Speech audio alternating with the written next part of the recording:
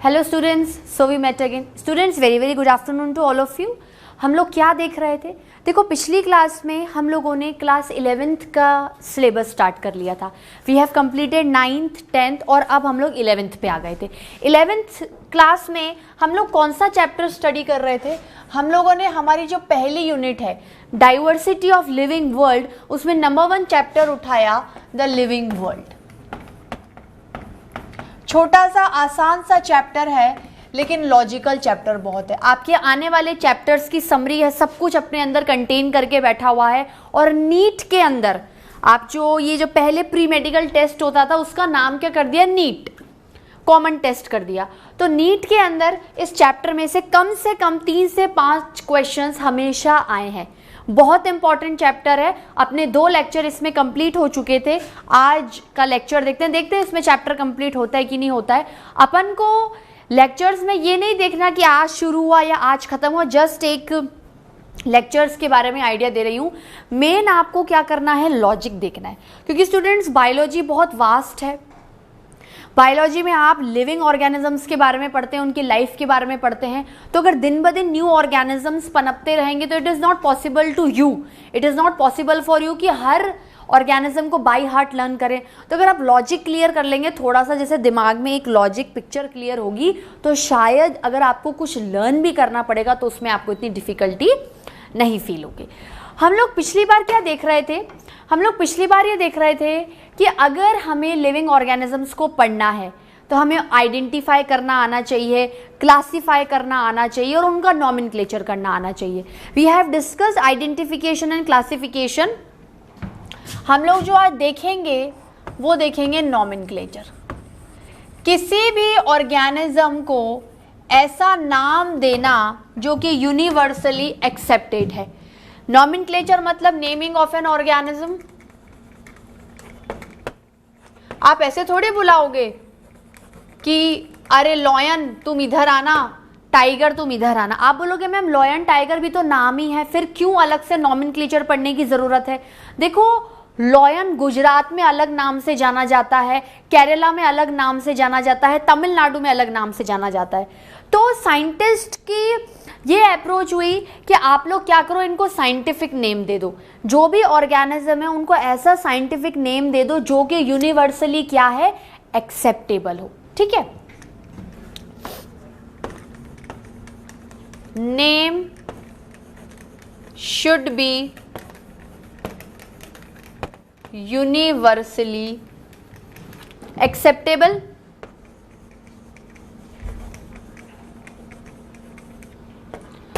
अब देखो, ये जो नॉमेनक्लेचर वर्ड है, ये जो नॉमेनक्लेचर आया है, इसमें साइंटिस्ट का जो रोल आया है, कौन से साइंटिस्ट का सबसे अहम रोल देखोगे आप इसमें? जो साइंटिस्ट ने सबसे अहम रोल निभाया, जिसने नॉमेनक्लेचर को समझा, जिसने ऑर्गेनिज्म को साइंटिफिक नाम दिया। क्या देना है? Scientific name.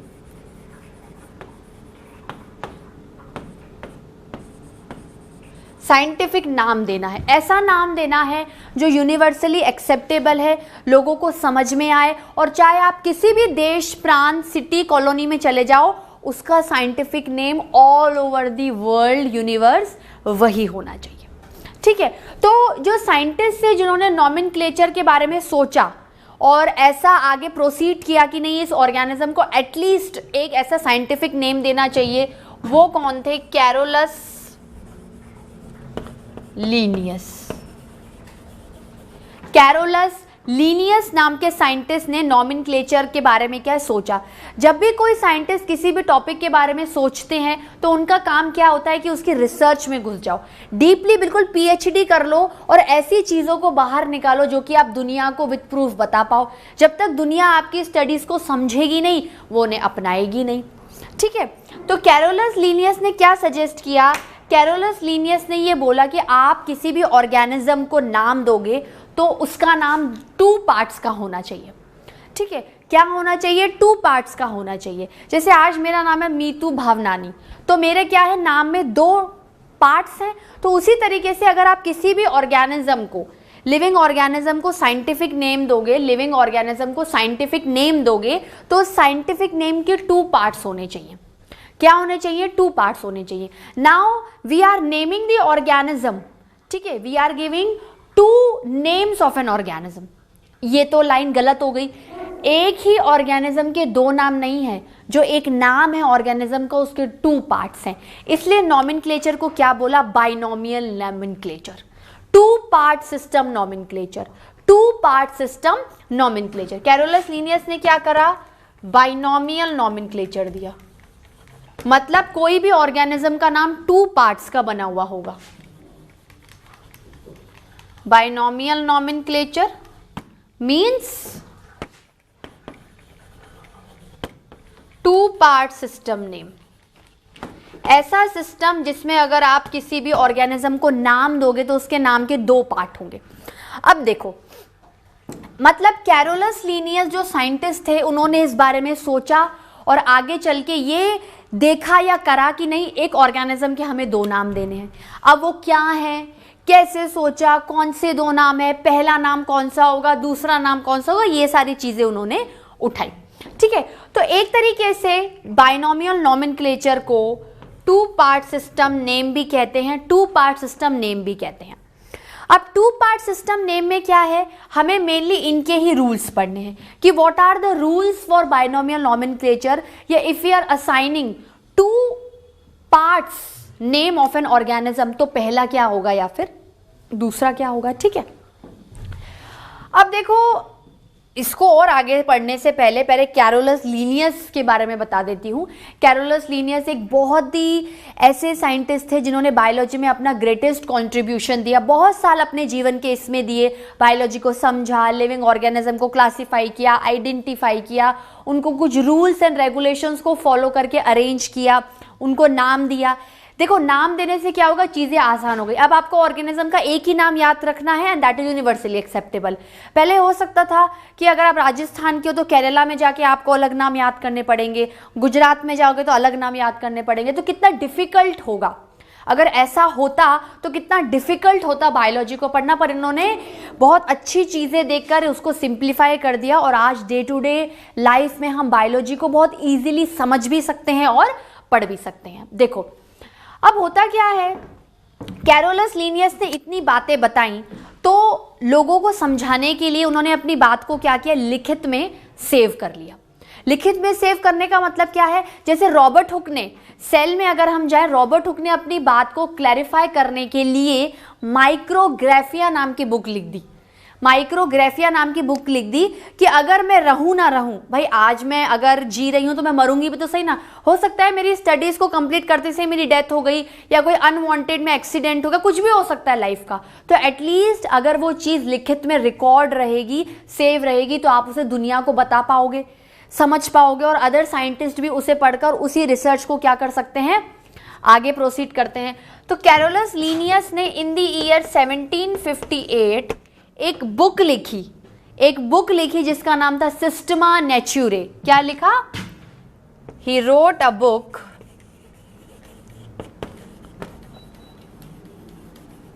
named as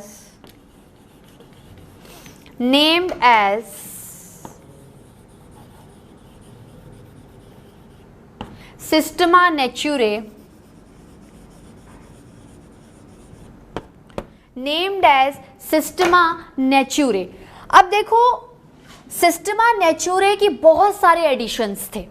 जो सिस्टमा नेचुरे बुक थी उसके बहुत सारे एडिशंस थे, जैसे edition number 1, edition number 2, edition number 3। तो लीनियस ने तो क्या किया, एक बुक लिखी जिसका नाम था सिस्टमा नेचुरे। लेकिन लीनियस ने अपनी इस बुक के 10th एडिशन पे, जब वो 10वीं बार बुक लिखा, भाई पहली बार में जो थोड़ा बहुत पढ़ा, भाई वो तो बहुत पहले जन्मे हुए होंगे, अगर 1758 की बारे में बात करें तो बहुत ही पिछड़ा और पहले का टाइम है। तो अगर उन्होंने इनिशियली अपनी कोई स्टडी स्टार्ट की होगी तो पहली बात तो क्या है कि इतना ज़्यादा नहीं समझा पाए होंगे, इतना ज़्यादा नहीं पढ़ पाए होंगे, क्योंकि बहुत ज़्यादा लेटेस्ट इन्वेंशंस की, माइक्रोस्कोप्स की डेवलपमेंट और इन्वेंशन नहीं हुआ था। कुछ चीज़ें क्या होती है, लेफ्ट बिहाइंड हो जाती हैं कि चलो मैं नहीं देख पा रहा हूँ, even good microscopes are not available, तो अगले साल देखेंगे। तो उसी तरीके से इन 1758 ही रोट अ बुक, ठीक है, इस ईयर में एक्चुअली लिख तो वो बहुत टाइम से रहे थे, लेकिन पर्टिकुलरली कौन से ईयर के एडिशन में उन्होंने बाइनोमियल नॉमेनक्लेचर को शो किया? 1758 में उन्होंने बुक लिखी थी सिस्टमा नेचुरे, उसके 10th एडिशन में उन्होंने बाइनोमियल नॉमेनक्लेचर को बहुत तरीके से समझाया और जिन जिन ऑर्गेनिजम्स के नाम दिए थे, रूल्स भी बताए कैसे देने हैं, और जिनके वो दे चुके थे उनके बारे में भी प्रॉपर्ली उन्होंने मेंशन कर दिया। तो 1758 ही wrote a book named as Systema Naturae, इधर लिखेंगे स्टूडेंट्स, इन 10th एडिशन, मतलब 1758 में लगभग इसका 10th एडिशन आ चुका था। In 10th edition of this his book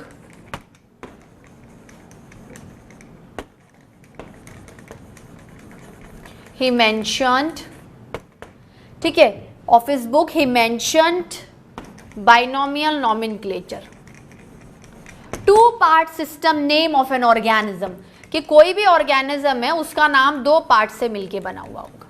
ठीक है, ये बात यहाँ पर खत्म हो गई। अब कैरोलस लीनियस ने बोला कि ठीक है, किसी भी ऑर्गेनिज्म को 2 नाम दो, कुछ तो फंडामेंटल रूल्स को फॉलो करना होगा। भाई मुझे कैसे समझ में आएगा कि पहला नाम कौन सा दूंगी और दूसरा नाम कौन सा दूंगी? ठीक है, देखो ये जो भी नेमिंग है, जो बाइनोमियल नॉमेनक्लेचर है, उसमें क्या है कि फर्स्ट नेम, जो ऑर्गेनिज्म का पहला नाम है, जो फर्स्ट नेम आ रहा है, उसे जेनेरिक नेम कहते हैं, विच इंडिकेट जीनस। जो पहला नाम है ऑर्गेनिज्म का उसे जेनेरिक नेम कहते हैं या फिर जीनस कहते हैं। और जो सेकंड नेम है, जो दूसरा नेम है, जो सेकंड पार्ट है, आप क्या कह सकते हो, ऐसे मत लिखो,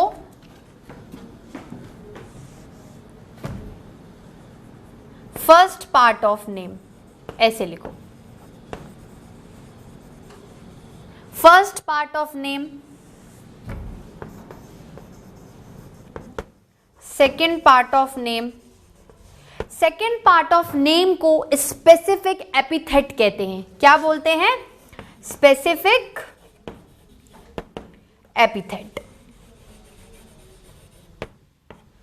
ठीक है, सेकेंड पार्ट ऑफ नेम को स्पेसिफिक एपिथेट कहते हैं, जो किसे इंडिकेट करता है? जो स्पीशीज को इंडिकेट करता है। ठीक है, मतलब कोई भी ऑर्गेनिज्म है उसके 2 पार्ट हैं, तो पहला पार्ट क्या होगा? जीनस कहलाएगा, और दूसरा पार्ट क्या कहलाएगा? स्पीशीज कहलाएगा। अब देखो, ये जो दोनों पार्ट हैं, इनका ओरिजिन कहाँ से हुआ है? कौन सी लैंग्वेज से इसको उठाया? English language, Greek language, Saudi language, Hindi language या लेटिन लैंग्वेज? आप बोलोगे मैम लेटिन अलग लग रहा है। ऐसा नहीं कि अलग लग रहा है तो ऑप्शन लेटिन हो जाएगा, उसका भी लॉजिक है। बाइनोमियल नॉमेनक्लेचर में जो भी ऑर्गेनिज्म को आप साइंटिफिक नाम दे रहे हो, जिसका पहला नाम जीनस है और दूसरा स्पीशीज, उन दोनों के नाम का ओरिजिन लेटिन लैंग्वेज से हुआ है। ठीक है,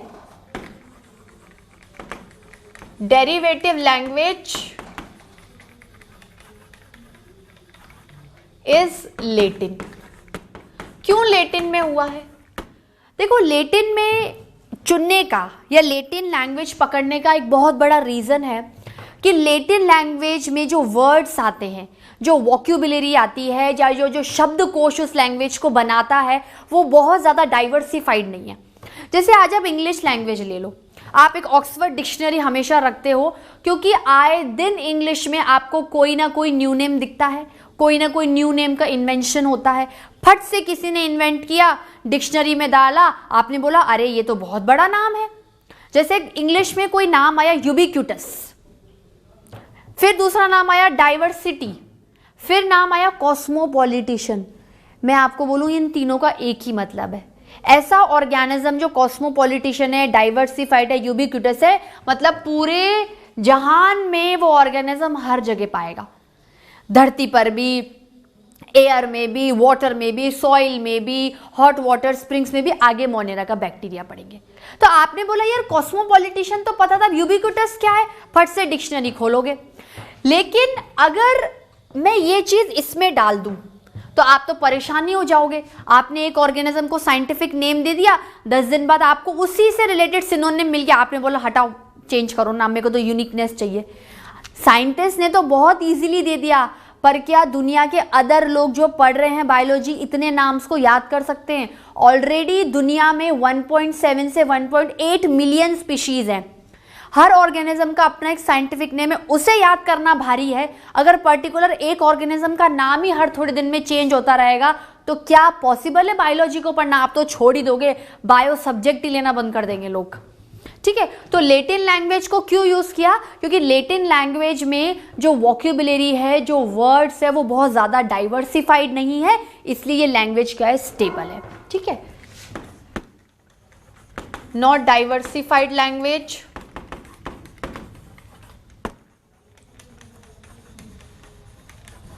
ठीक है, लिमिटेड वर्ड्स,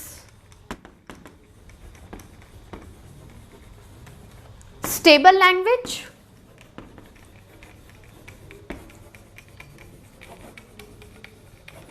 ठीक है। अब क्या है, जैसे बाइनोमियल नॉमेनक्लेचर में पहला नाम जीनस है, दूसरा स्पीशीज है, तो इन नाम का ओरिजिन कौन सी लैंग्वेज से है? लैटिन लैंग्वेज से। अब आप बोलोगे मैम कैसे लिखूं, नाम कैसे लिखूं?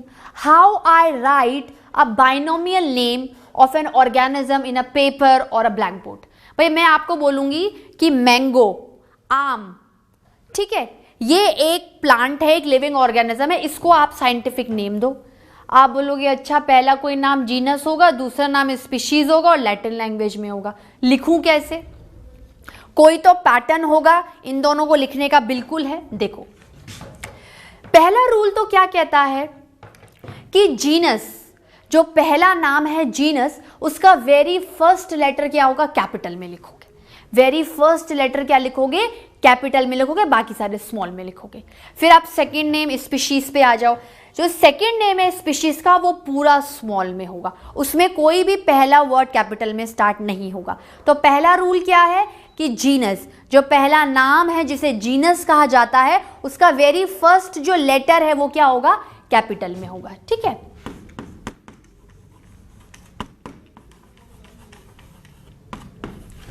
First letter of genus should be in capital letter.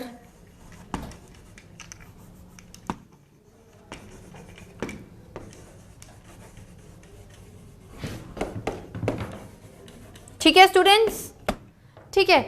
और फर्स्ट लेटर या वर्ड कुछ भी बोलो, फर्स्ट वर्ड ऑफ स्पीशीज वो किस में होगा? स्मॉल लेटर में।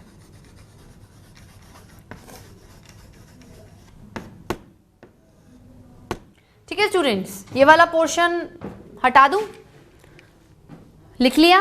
Should I rub it? ठीक है, ये तो रूल हो गया। अब दूसरा रूल क्या है? देखो अगर ये लैटिन लैंग्वेज में है तो लैटिन लैंग्वेज को रिप्रेजेंट करने के लिए, भाई आपने बोला कि पहला जो नाम है वो जीनस कहलाएगा, दूसरा नाम स्पीशीज कहलाएगा, ओके। दोनों जो वर्ड हैं वो लैटिन लैंग्वेज से ओरिजिनेट है, ओके। जीनस का जो जीनस का नाम है उसका पहला जो वर्ड है वो कैपिटल होगा और स्पीशीज का स्मॉल होगा, ओके। अब इन्होंने बोला है कि लिखोगे कैसे, लिखने रिप्रेजेंटेशन कैसे होगा, मैं कैसे समझूं कि ये एक ऑर्गेनिज्म का बाइनोमियल नॉमेनक्लेचर के तहत साइंटिफिक नेम है। ठीक है, मैं क्या करूंगी, जब मैं नाम को अपने हैंड राइटिंग से लिखूंगी, जब मैं इसे हैंड रिटन लिखूंगी तो मैं नॉर्मल जैसे लिखती हूं वैसे ही लिखूंगी, नॉर्मल जैसे लिखती हूं वैसे ही लिखूंगी और दोनों नाम को सेपरेटली अंडरलाइन करूंगी, जिससे कि मैं इंडिकेट कर सकूं कि मैंने ये नाम लिखा है, मैंने इस नाम को प्रिंट नहीं करवाया है। क्योंकि अब आप बोलोगे मैम क्या डिफरेंस है लिखने और प्रिंटिंग में? देखो अगर आपको लैटिन लैंग्वेज को रिप्रेजेंट करना है या इंडिकेट करना है तो आपको जो जीनस और स्पीशीज का नाम क्या थोड़ा इटैलिक्स में लिखना पड़ेगा। लैटिन लैंग्वेज को लिखने का तरीका क्या है कि जो भी लेटर की डिजाइन है या जो वर्ड की डिजाइन है वो सीधे सीधे ना लिख के थोड़ा झुकाव में लिखोगे, इटैलिक्स लिखोगे। The words, the name of the organism, both the names, both the part of a single name of an organism should be in italics. अगर आपने इटैलिक्स में लिखा है तो देखते ही आपको समझ में आ जाएगा कि एक बाइनोमियल नॉमेनक्लेचर है कि तहत आपने एक ऑर्गेनिज्म को नाम दिया है और उसका लैटिन लैंग्वेज में इंडिकेशन है। तब आपको सेपरेटली अंडरलाइन करने की कोई जरूरत नहीं है। लेकिन जब आप किसी ऑर्गेनिज्म का नाम हैंड रिटन लिखोगे, अपने हाथों से लिखोगे, ठीक है, तो उस टाइम पे आप बिल्कुल ऐसे टेढ़ा टेढ़ा नहीं लिख सकते, क्योंकि आपकी आदत नहीं है, you are not from a Latin country. तो आप क्या करो, सिंपल लिखो और दोनों को सेपरेटली अंडरलाइन कर दो। ठीक है, तो कैसे लिखेंगे? हैंड रिटन होगा तो जैसे आपने मैंगो का नाम दिया, ठीक है, एक ऑर्गेनिज्म लेते हैं मैंगो, उसका बाइनोमियल नॉमेनक्लेचर के तहत साइंटिफिक नेम देते हैं। अगर आप हैंड रिटन कर रहे हो तो आप क्या लिखोगे? इसका क्या होता है साइंटिफिक नेम? Mangifera indica. इनको क्या कर दो? सेपरेटली अंडरलाइन कर दो। कर दिया। अब अगर आप इसको प्रिंट करवा रहे हो या प्रॉपरली लैटिन लैंग्वेज में लिख रहे हो तो डायरेक्टली क्या कर लो, जो लेटर्स को इटैलिसाइज कर दो और अंडरलाइन करने की कोई जरूरत नहीं है। कैसे लिखोगे? ऐसे।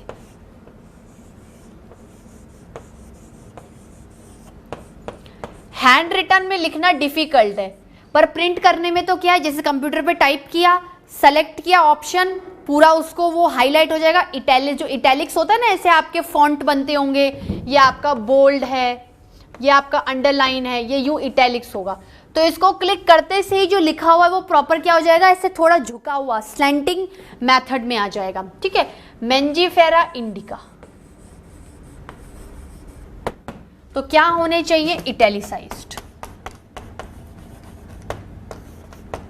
ठीक है, क्या होने चाहिए? इटैलिसाइज्ड। बात समझ में आई? बात क्लियर हुई? और क्या क्या देख सकते हो आप लोग? देखो, अगर कोई साइंटिफिक नेम, जनरली जो भी साइंटिफिक नेम थे वो किन के द्वारा गिवन थे? लीनियस के थ्रू। तो आप जो साइंटिफिक नेम के बाद में साइंटिस्ट का नेम भी इंडिकेट कर सकते हो। ठीक है, साइंटिस्ट नेम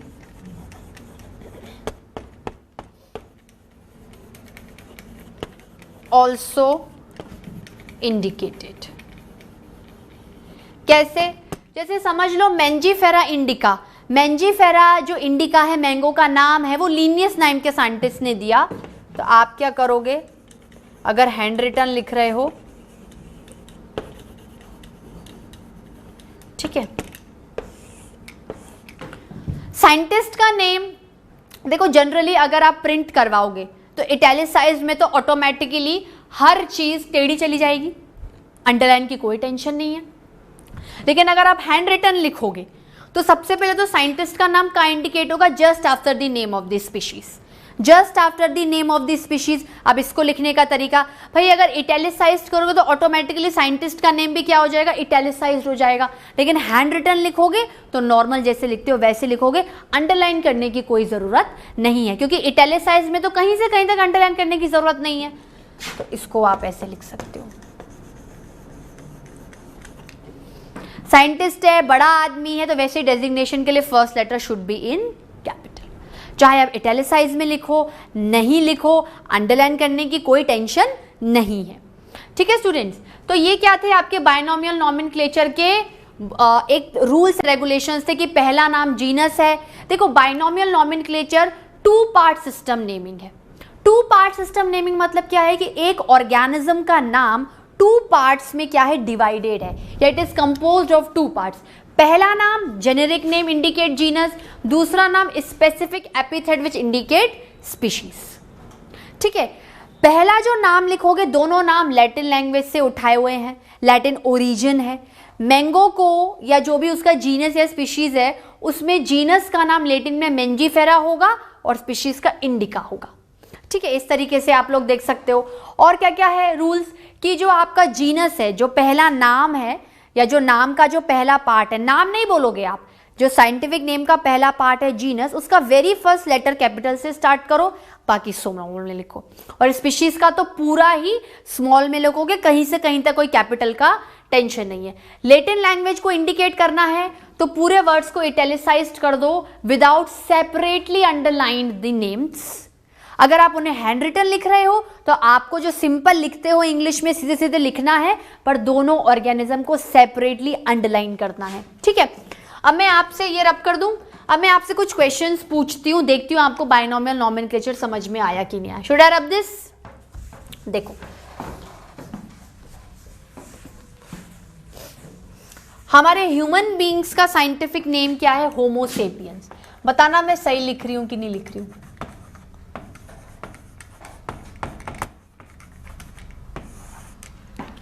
क्या ये सही है? नहीं है ना? क्यों सही नहीं है? देखो, जीनस, ठीक है, आप हैंड रिटन लिख रहे हो, सीधे सीधे इंग्लिश में लिख रहे हो, the words are not italicised. Scientist का नेम जरूरी नहीं है लिखना, लिखना चाहो तो लिख सकते हो, इतना कोई नहीं। अगर आप नहीं भी लिखोगे तो एग्जामिनर आपका क्वेश्चन गलत नहीं करेगा, क्योंकि binomial nomenclature deals with only genus and species. देखो, ये पहला नाम आया है, जीनस का पहला नाम कैपिटल होता है, ठीक है। दूसरा नाम स्पीशीज, आप बोलोगे मैम ये तो स्मॉल में होना चाहिए, ओके, कर दिया स्मॉल, पहली गलती मैंने सही कर दी। अब आप बोलोगे मैम पूरा एक साथ अंडरलाइन नहीं होगा, सेपरेटली अंडरलाइन। अब जाके ये ह्यूमन बीइंग्स का साइंटिफिक नेम निकला, जो कि यूनिवर्सली एक्सेप्टेड है। लीनियस ने सारे नाम दिए थे, तो लीनियस। बात समझ में आई? बात आप लोगों को क्लियर हुई? कोई दिक्कत बाइनोमियल नॉमेनक्लेचर में? नहीं। चलिए आगे देखते हैं। देखो, आइडेंटिफिकेशन हो गया, मैंने पहचान लिया कि ऑर्गेनिज्म क्या है, भाई प्लांट है, एनिमल है। फिर मैंने उसे क्लासिफिकेशन में डाल दिया, भाई प्लांट है तो प्लांट में जा, एनिमल है तो एनिमल में जा। बेसिस ऑफ क्लासिफिकेशन अभी नहीं देखेंगे, वो अपन बायोलॉजिकल क्लासिफिकेशन इसके बाद जो चैप्टर स्टार्ट करेंगे उसमें देखेंगे, ठीक है। अब क्या है स्टूडेंट्स, अब बात आती है नॉमेनक्लेचर की, कि अगर आपको ऑर्गेनिज्म को इजी वे में याद करना है, मेमोराइज करना है और उसको एक्सेप्टेबल बनाना है, तो नॉमेनक्लेचर दे दो। वो भी दे दिया ना, कोई दिक्कत नहीं है। अब हमारे पास दो टर्म्स और आते हैं, सिस्टेमेटिक्स और टेक्सोनॉमी। हमारे पास दो टर्म्स और आते हैं, पहला है सिस्टेमेटिक्स, दूसरा है टेक्सोनॉमी। अच्छा, सिस्टेमेटिक्स का मतलब क्या होता है? सिस्टेमेटिक्स वो चीज जो सिस्टम से चल रही है, वो चीज जो सिस्टम से चल रही है। सिस्टेमेटिक का मतलब क्या होता है? वो चीज जो सिस्टम से चल रही है। क्या सिस्टम फॉलो करूं? सिस्टेमेटिक का मतलब क्या होता है? Systematic arrangement. सिस्टेमेटिक का मतलब क्या होता है? Systematic arrangement. किसका अरेंजमेंट? लिविंग ऑर्गेनिजम्स का अरेंजमेंट। कि आप उन्हें क्या करो, पहले अच्छे से आइडेंटिफाई कर लो, फिर आप उन्हें क्लासिफाई कर दो, आप उन्हें नाम दे दो और एक तरीके से उनकी स्टडी करो। तो सिस्टेमेटिक्स क्या हो गया? Systematic is the branch of science. Systematics is the branch of science which deals with systematic arrangement of organisms। Systematic arrangement of organism. और ये जो सिस्टेमेटिक अरेंजमेंट वर्ड है, ये वर्ड किन चीजों को कलेक्टिवली बनाएगा? Identification, classification and nomenclature. तो क्या लिखूंगी? Branch of science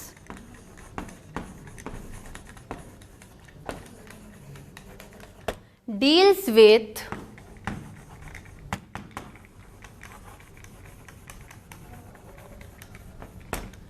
systematic. Systematic मतलब तरीके से अरेंज होना चाहिए। इसमें ये कैरेक्टर है, डाल दो। दूसरे ऑर्गेनिज्म में से ज्यादा कैरेक्टर है, इसके पीछे डाल दो, और ऑर्गेनिज्म में डाल दो। मतलब कहीं ना कहीं अगर आप ऑर्गेनिज्म को सिस्टम से अरेंज कर रहे हो तो उनके मॉर्फोलॉजिकल कैरेक्टर्स को देख के करोगे जो बाहर से दिखेंगे, कुछ एनाटॉमिकल कैरेक्टर, अंदर का सिस्टम और evolution.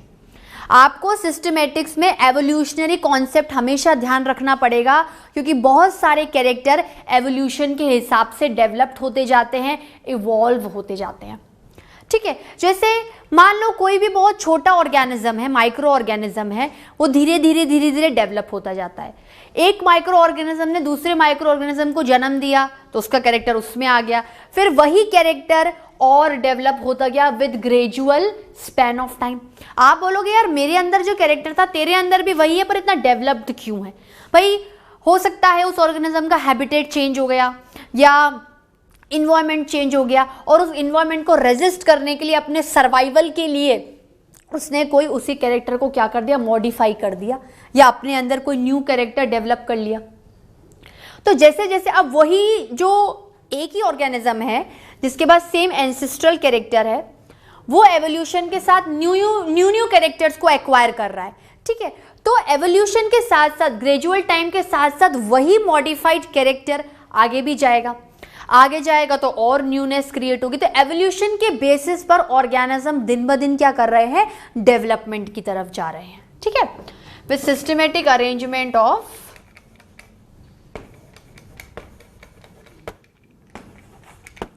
organisms, with systematic arrangement of organisms, ठीक है।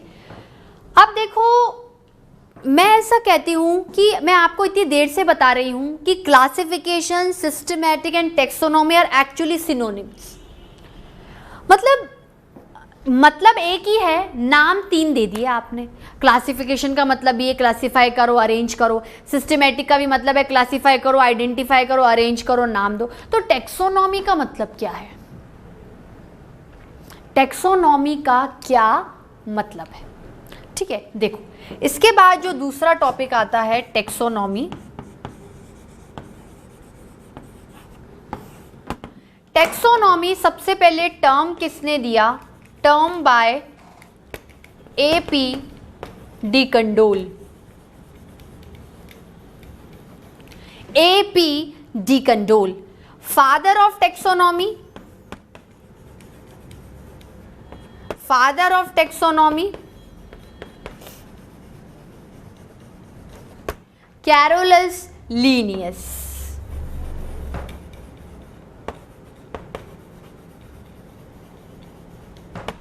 ठीक है, कैरोलस लीनियस, ठीक है स्टूडेंट्स, इतना नोट डाउन कर लीजिए। Students, have you noted down? Should I rub this portion? हटा दूं? ठीक, चल।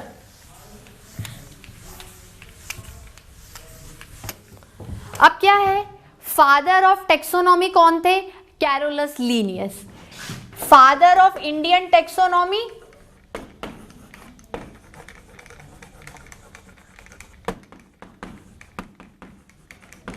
फादर ऑफ इंडियन टेक्सोनॉमी कौन है? संतापन। कौन है? संतापन। अब मुझे एक बात बताओ, टेक्सोनॉमी का मतलब क्या है? मैं बोलूंगी जो पढ़ रहे हो वही है, जो पढ़ रहे हो वही है। देखो, टेक्सोनॉमी टेक्सा प्लस नॉमिस से बना है। टेक्सा प्लस नॉमिस, जो टेक्सोनॉमी वर्ड है, it is composed of two part, taxa plus nomos, ठीक है। टेक्सा का मतलब होता है अरेंजमेंट, टेक्सा का मतलब होता है अरेंजमेंट, और नॉमिस का मतलब होता है प्रिंसिपल। प्रिंसिपल का मतलब क्या है? स्कूल वाला प्रिंसिपल नहीं, वो PAL वाला प्रिंसिपल है। प्रिंसिपल्स का मतलब होता है सिद्धांत। कुछ रूल्स को फॉलो करो, कुछ रेगुलेशंस को फॉलो करो, और उन रूल्स और रेगुलेशंस को फॉलो करके आप ऑर्गेनिज्म को पहचानो, उसे क्लासिफाई करो, उसे नॉमेनक्लेचर दो, या दुनिया जहान के जो भी चीजें आप इन्वॉल्व करना चाहते हो, ठीक है। तो टेक्सोनॉमी क्या है? Arrangement of organism on some principles, on some rules and regulations। तो टेक्सोनॉमी की क्या डेफिनेशन दूंगी? सेम, कि it is the branch of science which deals with the arrangement of organism on basis of some principle, rules and regulations, ठीक है। Taxonomy में क्या है? देखो, टेक्सोनॉमी में अगर आप किसी भी ऑर्गेनिज्म को अरेंज करते हो तो आपको कुछ रूल्स को फॉलो करना पड़ेगा। उन रूल्स को फॉलो करने के हिसाब से हमने क्या किया? कैटेगरीज बना दी। भाई कुछ कैरेक्टर्स को मैचअप किया, कुछ सिमिलैरिटीज देखी, कुछ डिससिमिलैरिटीज देखी, कुछ सिमिलैरिटीज देखी, कुछ डिससिमिलैरिटीज देखी। अच्छा, तो इस कैटेगरी में आ जाओ। उसके बाद उसके नीचे एक और कैटेगरी इन्वॉल्व की कि ठीक है, आप इस कैटेगरी में आ जाओ। ऐसे करते करते क्या है, टॉप से लेके बॉटम, ठीक है, टॉप टू बॉटम हमने एक कैटेगरीज डिसाइड करी। हर कैटेगरी को, हर एक पोजीशन को, हर एक पॉइंट को क्या कहा गया? टैक्सॉन या फिर टेक्सा। क्योंकि टेक्सोनॉमी के तहत दे रहे हैं हर कैटेगरी को। हर कैटेगरी में ऑर्गेनिजम्स हैं, किसी में कुछ सिमिलैरिटीज, किसी में कुछ सिमिलैरिटीज नहीं है। तो टॉप से लेके बॉटम तक हमने कुछ कैटेगरीज डिसाइड करी, उन कैटेगरीज के नाम बता रही हूं। कुछ कैटेगरीज डिसाइड की और हर कैटेगरी को क्या नाम दिया? हर कैटेगरी को मैंने नाम दिया कि ये एक टेक्सा है, ये एक टेक्सोन है। और जिस तरीके से ऑर्गेनिजम्स को हायर से लेके लोअर तक क्लासिफिकेशन किया, एक पैटर्न को फॉलो किया, उसको क्या बोलेंगे? हायरार्कियल क्लासिफिकेशन या फिर टेक्सोनॉमिकल क्लासिफिकेशन। बात समझ में आई? थोड़ा सा लिखते हैं, पता चलेगा। प्रिंसिपल क्या बोलूंगी? Branch of science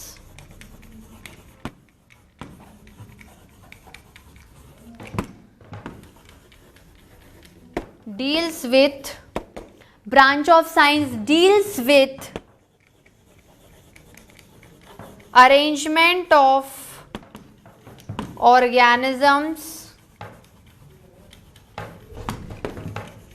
in their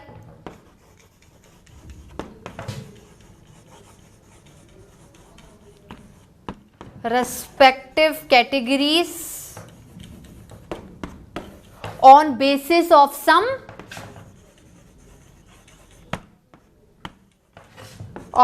principles.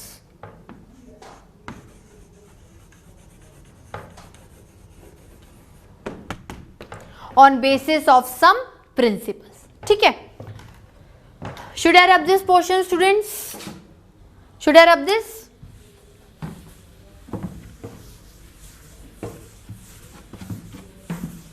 अब देखो, हर कैटेगरी को देखो क्या है, ऑर्गेनिज्म की एक इन्होंने कैटेगरी बनाई। ठीक है? कैटेगरी का मतलब क्या है कि पोजीशन, हायर पोजीशन पर है या उससे छोटी वाली पोजीशन पर है या बिल्कुल नीचे वाली पोजीशन पर है। ठीक है? ऐसी पोजीशन होती है ना कि आपका डायरेक्टर है, डायरेक्टर एसोसिएट डायरेक्टर है, एसोसिएट डायरेक्टर के नीचे और आपके और पर्सन्स हैं, फिर और भी लोग आते हैं। ऐसे करते करते हायर से लेके लोअर कैटेगरी तक आप जाओगे। हायर से लेके लोअर तक जाना, हर कैटेगरी में ऑर्गेनिजम्स को डालना और देन क्लासिफाई करना, क्या बोलेंगे? हायरार्कियल क्लासिफिकेशन या टेक्सोनॉमिकल हायरार्की। ठीक है? क्योंकि आप क्या कर रहे हो? सिद्धांतों को फॉलो कर रहे हो जो भी टेक्सोनॉमी में मेंशन्ड है। ठीक है? तो कैटेगरी को क्या बोलूंगी? Category involves organisms. ठीक है?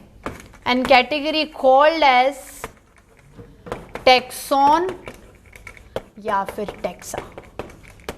हर कैटेगरी को जिसको आप टेक्सोनॉमी के तहत क्लासिफाई कर रहे हो और हर कैटेगरी में जो ऑर्गेनिजम्स डाल रहे हो उसका नाम क्या है? टेक्सोन या फिर टेक्सा। अभी भी क्या है, आपको डेफिनेशन कॉम्प्लिकेटेड लग रही होगी, मैं आपको कैटेगरीज के नाम बताती हूं। ठीक है?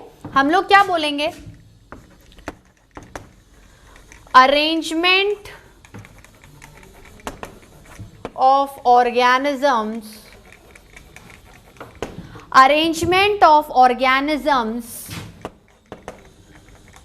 मतलब आप क्या कह सकते हो? टेक्सोन और टेक्सा को रैंक भी बोल सकते हो। ठीक है? कि ये ऑर्गेनिज्म आप पहली रैंक पर है, ये दूसरी रैंक पर है, ये तीसरा है, ये चौथा है।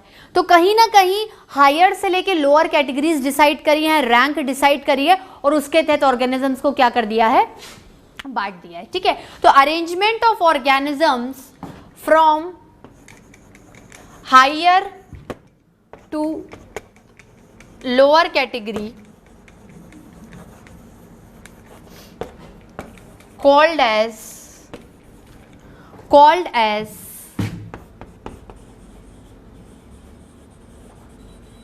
hierarchical classification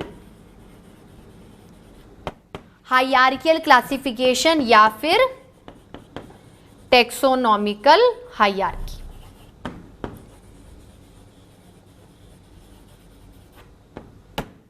ठीक है students? Should I rub this portion? Should I rub this? अब देखो, मैंने क्या बोला? हर कैटेगरी को टेक्सोन बोला, टेक्सा बोला या फिर रैंक बोला। क्या है वो कैटेगरीज? क्या मैं देखूं? चलो हायर से लेके लोअर चलते हैं। ठीक है? कैसे देखेंगे? एक तरीके से ट्राइंगल मान लो, आपके टेक्सोनॉमी का क्या है, ये ट्राइंगल है, ठीक है।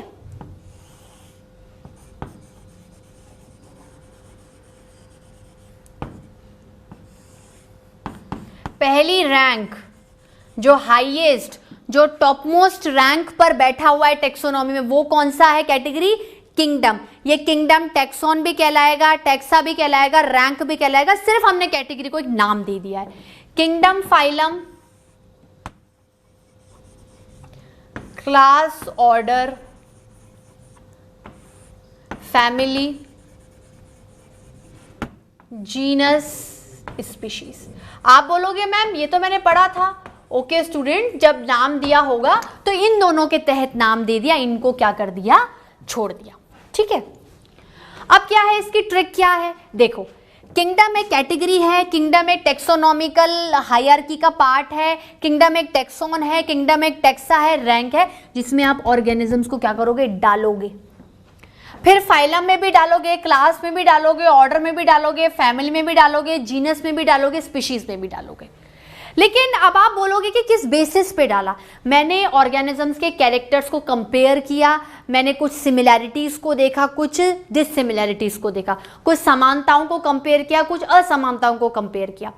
ऐसा बोला गया है कि जैसे जैसे आप हायर रैंक की तरफ जाते जाओगे, ये लोअर टू हायर है, सॉरी लोअर टू हायर नहीं, higher to lower, higher to lower जाते जाओगे, जैसे जैसे आप हायर रैंक के ऑर्गेनिज्म से लोअर रैंक, मेरी इस लाइन को ध्यान से सुनना, जब आप हायर रैंक के ऑर्गेनिज्म से लोअर रैंक के ऑर्गेनिज्म तक जाओगे, तो लोअर तक जाते जाते जो ऑर्गेनिजम्स का इंटर रिलेशनशिप है, एसोसिएशन है, म्यूचुअल रिलेशनशिप है, वो उतना ही क्या होता जाएगा, बढ़ता जाएगा। उतना ही क्या होता जाएगा स्टूडेंट्स, बढ़ता जाएगा। जैसे किंगडम है एनिमेलिया, किंगडम है एनिमेलिया, आपने क्या किया, हाँ जो एनिमल जैसे दिख रहे हैं उनको डाल दिया। अब तो दुनिया जहान के एनिमल्स आएंगे, काऊ भी आएगी, बफेलो भी आएगा, कैट भी आएगा, डॉग भी आएगा, हम लोग भी आएंगे। क्या हम लोगों में हद से ज्यादा इंटर रिलेशनशिप है?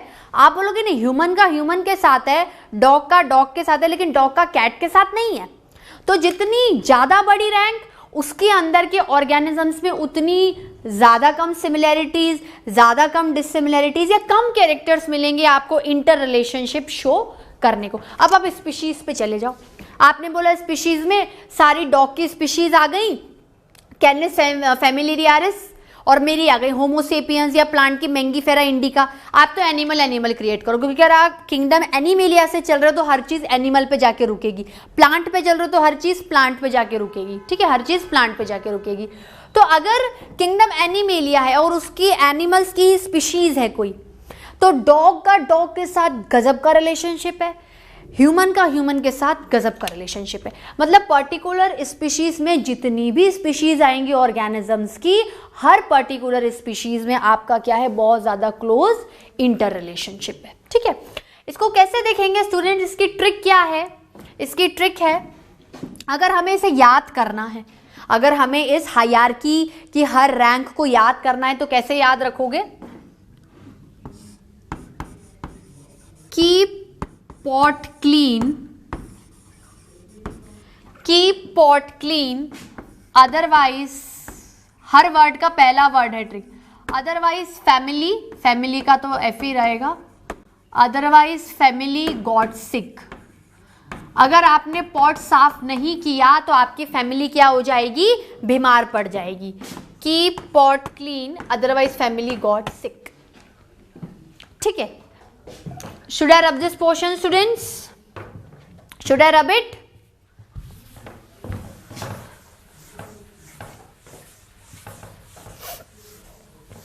ठीक है, लिखा आप लोगों ने, बात समझ में आई आप लोगों को। अब देखो आपकी क्या है, एक एनसीईआरटी में टेबल बनी हुई है, आपकी क्या है, एक एनसीईआरटी में टेबल बनी हुई है, उस टेबल को अपन लोग देखते हैं। एनसीईआरटी आपको हमेशा अपने साथ में रखनी है, कभी भी इधर उधर नहीं करनी है। जब भी मैं पढ़ाऊंगी, you have your NCERT with you.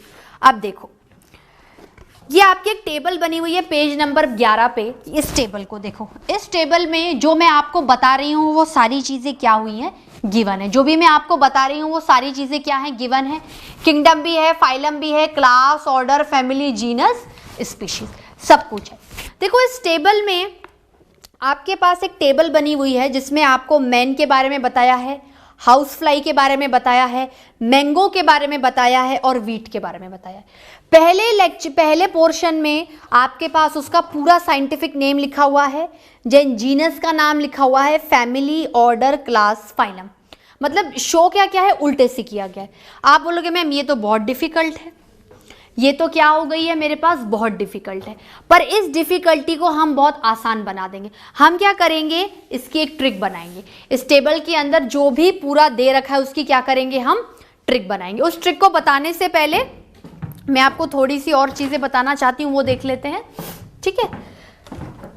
NCERT उठाने का मतलब ये नहीं है कि मैम को कुछ नहीं आता है और मैम एनसीईआरटी में से देख के पढ़ा रही है। मैं आपको एनसीईआरटी इसलिए रखने को बोल रही हूँ स्टूडेंट्स, मैं तो आपको कैसे भी पढ़ाऊंगी, पूरी कोशिश करूंगी कि आपके दिमाग में मेरी बात घुस जाए। लेकिन एनसीईआरटी क्या है, एक एक लाइन रटी हुई होनी चाहिए, क्योंकि आप क्या कर रहे हो, 11th के साथ साथ नीट की प्रिपरेशन भी कर रहे हो। और नीट में आजकल एनसीईआरटी की सिंगल लाइन से उठाकर क्वेश्चंस पूछेगा, तो you are not going to neglect your NCERT, ठीक है।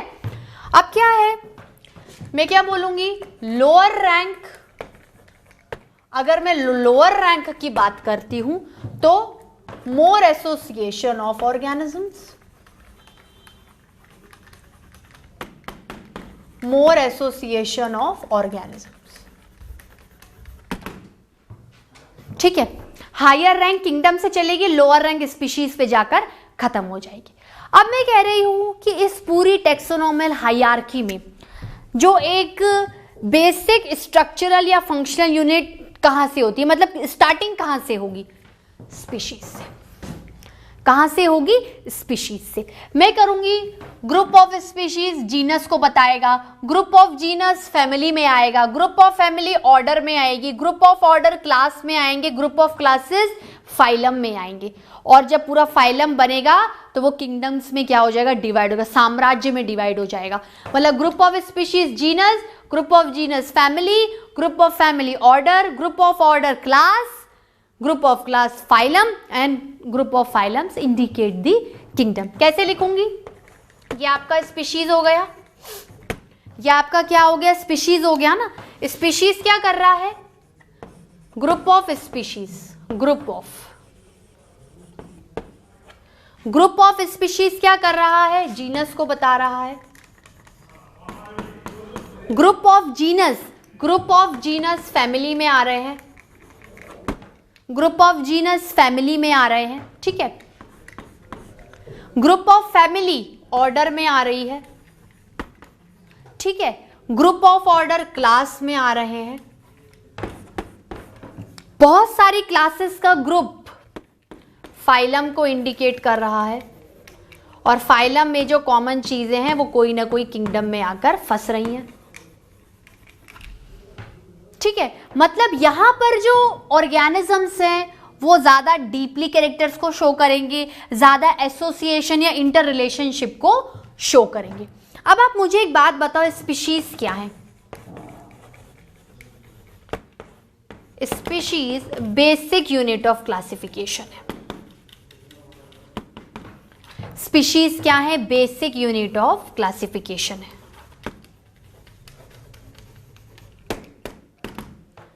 ठीक है, स्पीशीज क्या है? बेसिक यूनिट ऑफ क्लासिफिकेशन है। क्या है? Basic unit of classification. ये जो टेबल है स्टूडेंट्स, ये मैं आपको बिल्कुल एंड में जाके बताऊंगी। ऐसा भी हो सकता है कि मैं इस लेक्चर में ना बता के नेक्स्ट लेक्चर में आपका जो नया चैप्टर शो करूंगी ना उसमें बताऊंगी। क्यों उसमें बताऊंगी? क्योंकि देखो क्या है, ये वाला चैप्टर बिल्कुल नेक्स्ट चैप्टर के इंटर रिलेटेड है। तो अगर अपन उसको इस टेबल से स्टार्ट करेंगे ना तो आपके दिमाग में क्या बायोलॉजिकल क्लासिफिकेशन का कॉन्सेप्ट क्या हो जाएगा? क्लियर हो जाएगा। तो लिविंग वर्ल्ड और बायोलॉजिकल क्लासिफिकेशन को समझ लो कि कलेक्टिवली एक ही चैप्टर है। लिविंग वर्ल्ड भी पढ़ते जाना है, बायोलॉजिकल क्लासिफिकेशन से कंपैरिजन करते जाना है। मेन तो इस टेबल में क्या है, मुझे आपको ट्रिक्स बतानी है। क्या बतानी है मेरे को? आपको ट्रिक्स बतानी, पर वो मैं आपको एंड में बताऊंगी। अगर इस लेक्चर में टाइम नहीं मिला तो नेक्स्ट लेक्चर में बताऊंगी, लेकिन पूरा पढ़ाने के बाद ही बताऊंगी, क्योंकि मैंने आपको ट्रिक बता दी ना तो आप ये चीज समझोगे नहीं, डायरेक्ट रटोगे और एग्जाम में छापे आओगे। लेकिन मेरे को आपको नहीं रटाना, I am going to clear the logic. ठीक है, basic unit of classification. Species का मतलब क्या होता है? स्पीशीज का मतलब होता है group of interrelated organisms. Group of inter related organism. जैसे मैं कह रही हूं कि डॉग की एक स्पीशीज है जिसमें बहुत सारे डॉग्स आ रहे हैं, भले ही हर डॉग दूसरे डॉग से दिखने में अलग है, पर वो डॉग क्या कर सकते हैं? रिप्रोडक्शन कर सकते हैं। डॉग क्या कर सकते हैं? रिप्रोडक्शन कर सकते हैं और अपने ही जैसा एक ऑर्गेनिज्म या ऑफस्प्रिंग पैदा कर सकते हैं। और वो ऑफस्प्रिंग क्या होना चाहिए? फर्टाइल होना चाहिए। वो ऑफस्प्रिंग क्या होना चाहिए? फर्टाइल होना चाहिए। डॉग की एक स्पीशीज कैट की स्पीशीज के साथ इंटरब्रीड नहीं कर सकती, क्योंकि नेचर ने एक बाउंड्री बना रखी है रिप्रोडक्टिव आइसोलेशन की। अगर आपने ऐसा कर दिया ना तो जो भी ऑफस्प्रिंग पैदा होगा वो इनफर्टाइल होगा। जैसे गधे की ब्रीडिंग आप घोड़े के साथ करा दो तो म्यूल बनेगा खच्चर, जो कि क्या है? जो कि इनफर्टाइल है। म्यूल आगे बच्चे पैदा नहीं कर सकता, जनरेशन खत्म। तो मैं कह सकती हूं group of interrelated organisms, group of interrelated organisms, ठीक है, able to interbreed with each other,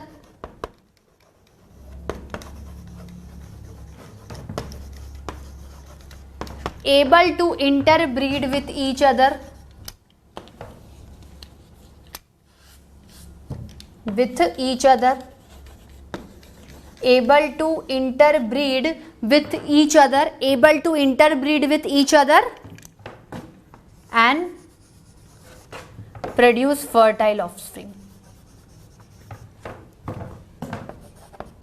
fertile offspring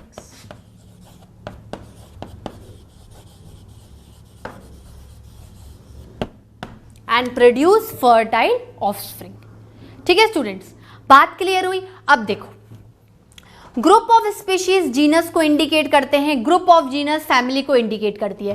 देखो इनके बारे में जब मैं आपको टेबल बताऊंगी ना, जब मैं टेबल के बारे में आपको पूरा एग्जाम्पल बताऊंगी तब बताऊंगी, क्योंकि अभी क्या है, मैं आपको क्या करूंगी, फटाफट बोल दूंगी, एग्जाम्पल लिख दूंगी। उस टेबल में क्या है, कॉम्बिनेशन है कि भाई एक माइक्रो ऑर्गेनिज्म हाउसफ्लाई उठा लिया, एक पूरा प्लांट उठा लिया मैंगीफेरा इंडिका, वीट उठा लिया ट्राइटिकम एस्टिवम, और हम लोग उठा लिए होमो सेपियंस। तो कलेक्टिवली क्या है, टेबल भी पढ़ लोगे, यहां के बाद यहां पे भी समझ में आ जाएगा और चीजें भी आपको लर्न हो जाएंगी।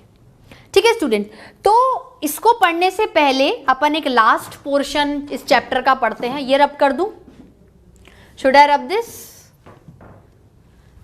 अपन लोग पढ़ेंगे एक लास्ट चीज है, टेक्सोनॉमिकल एड्स। टेक्सोनॉमी में मदद करने वाली चीजें, टेक्सोनॉमी को मदद करने वाली चीजें या ऐसी चीजें जो टेक्सोनॉमी को आसान बना देती हैं, जिन्हें आप बहुत इजीली क्या करते हो, पढ़ पाते हो। क्या कर पाते हो स्टूडेंट्स? पढ़ पाते हो। ठीक है, टेक्सोनॉमिकल एड्स क्या हो गए?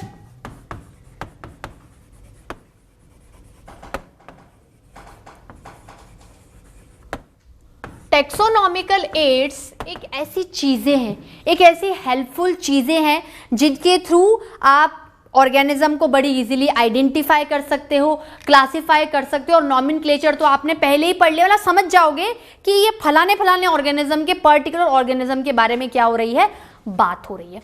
तो टेक्सोनॉमिकल एड्स क्या है? Those things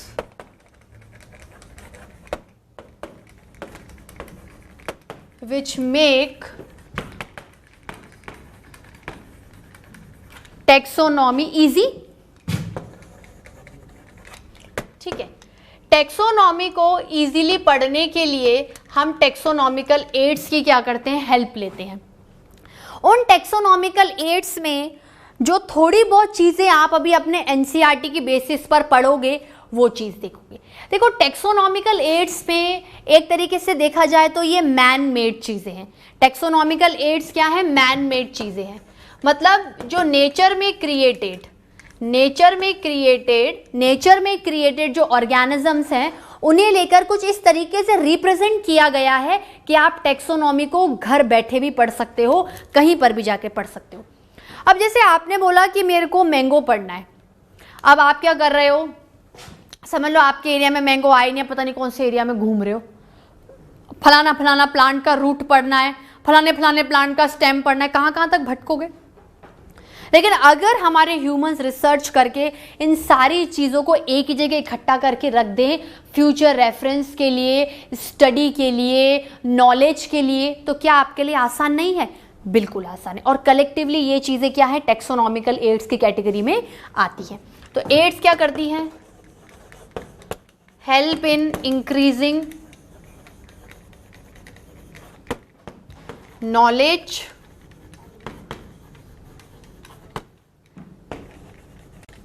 and act as a storehouse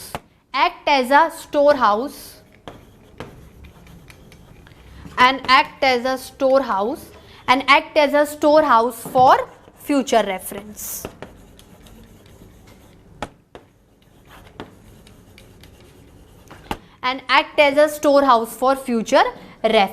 अब क्या क्या चीजें आपके टेक्सोनॉमिकल एड्स को बनाती हैं? Should I rub this portion students? Hardly 5 to 7 minutes का टॉपिक है, अपन पूरा लेके ही खत्म करेंगे।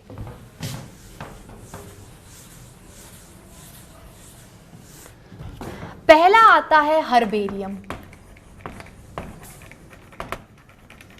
क्या आता है? हर्बेरियम। हर्बेरियम क्या होता है? हर्बेरियम एक स्टोर हाउस है।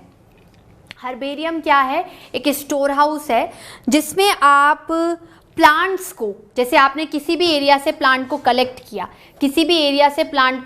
किया, जैसे आपने क्या किया कि आपको ये प्लांट बहुत ज़्यादा नए मिले और आप चाहते हैं कि फ्यूचर रेफरेंस के लिए आप इनको रखो, तो जनरली हर्बेरियम में जो भी प्लांट्स आप रखते हो, ठीक है, generally herbarium are for plants. Generally herbarium क्या है? एक स्टोर हाउस है प्लांट्स का, डेड प्लांट्स का, जीवित प्लांट का नहीं है। हर्बेरियम में क्या करते हो आप? डेड प्लांट्स रखते हो।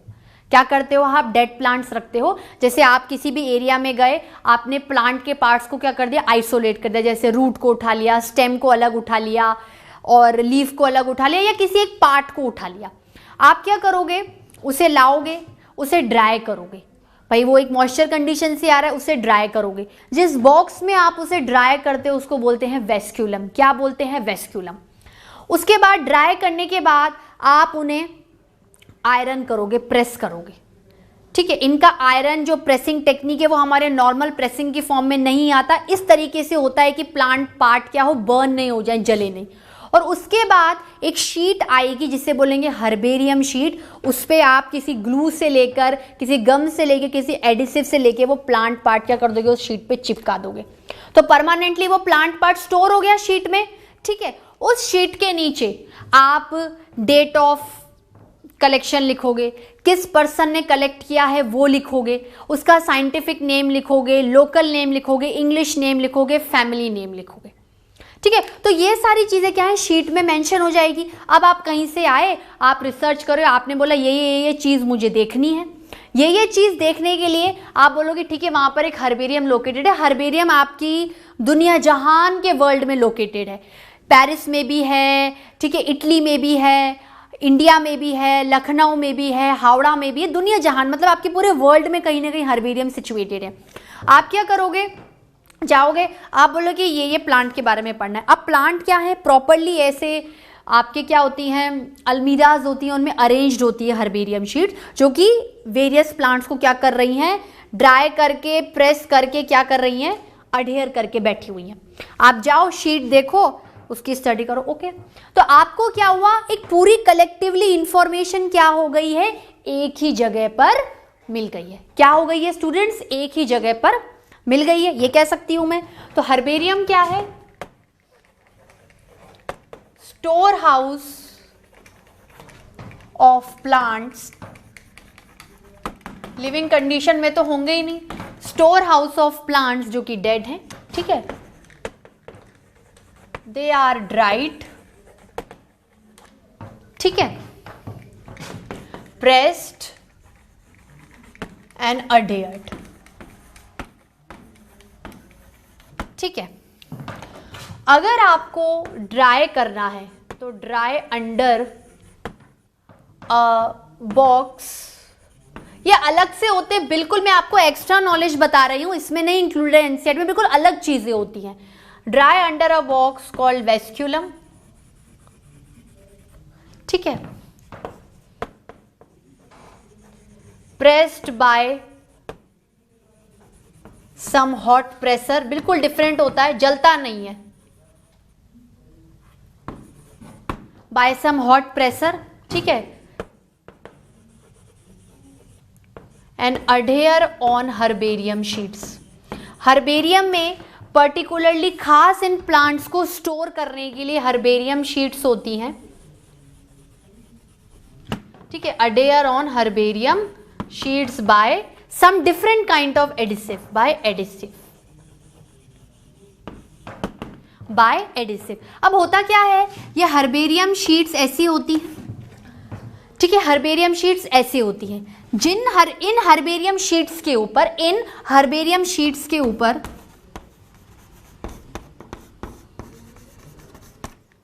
सिर्फ प्लांट का कोई पार्ट भी हो सकता है या होल प्लांट भी हो सकता है, जो कि रूट, स्टेम और लीफ तो एटलीस्ट रखे, ठीक है। अब आप बोलोगे ऐसी बहुत सारी हर्बेरियम शीट्स होंगी, इन हर्बेरियम शीट्स का डायमेंशन क्या है? इन हर्बेरियम शीट्स का डायमेंशन क्या है? इनका डायमेंशन 29 इंटू 43 सेंटीमीटर होता है, 43 के साथ साथ 41.5 तक भी होता है। ये क्या है? हर्बेरियम शीट्स की क्या है? डायमेंशंस है। प्लांट के पार्ट को लाए या होल प्लांट को लाए, ड्राई किया, प्रेस किया और इस शीट पे क्या कर दिया? अडहेयर कर दिया, ठीक है। अब आप बोलोगे मैम सिंपल, अगर प्लांट का कोई पार्ट था जैसे लीफ थी वो तो अडहेयर हो गई, पर मान लो बड़ा प्लांट है जिसमें रूट, स्टेम और लीफ तीनों हैं, तो ये तो चिपक ही नहीं रही है, ये तो इस पे चिपक ही नहीं रही है। तो आप क्या करो, होल जो पार्ट है ना, होल पार्ट ऑफ प्लांट को एन या डब्ल्यू शेप्ड में, एन या डब्ल्यू शेप्ड में क्या कर दो, ऐसे फोल्ड कर दो और फोल्ड करके चिपका दो। मतलब प्लांट का अगर बिगर पार्ट है और हर्बेरियम शीट पे नहीं स्टिक हो रहा है तो आप इन्हें एन शेप या डब्ल्यू शेप में मॉडिफाई करके क्या कर दो? चिपका दो, ठीक है। Whole part of plant N W shape में क्या हो जाते हैं? मॉडिफाइड हो जाते हैं, ठीक है स्टूडेंट्स, बात क्लियर हुई? ठीक है, आगे चलें। Should I rub this portion? Should I rub this portion students?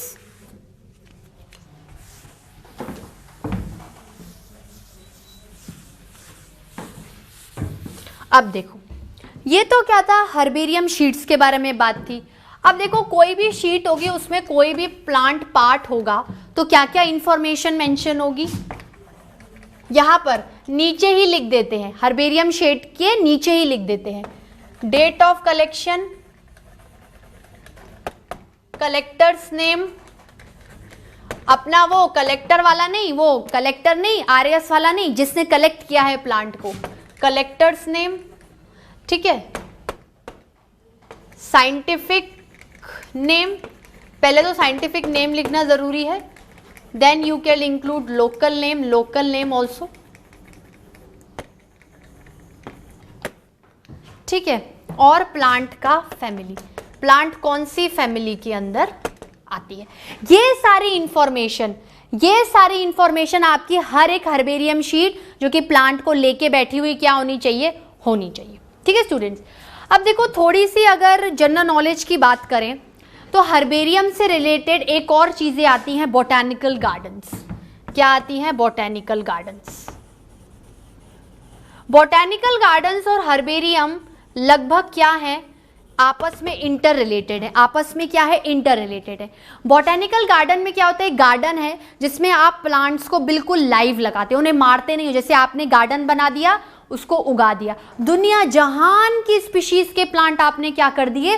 रख दिए। आप उनकी देख रेख कर रहे हो, जैसे प्लांट्स को जिंदा रहने के लिए चीजें चाहिए आप उन्हें लोगों को लगाकर क्या करा रहे हो, मेंटेन करा रहे हो।